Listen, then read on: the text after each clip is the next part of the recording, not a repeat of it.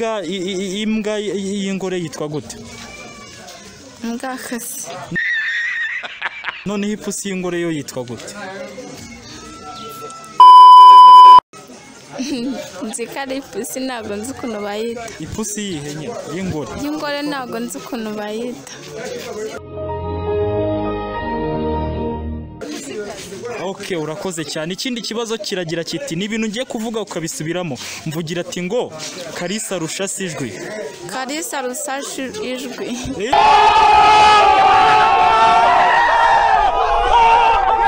Kalisa arusha ijwi. Ngo iki? Kalisa arusha ijwi se. Avuze Kalisa arusha ijwi. Kalisa arusha ijwi. Gari!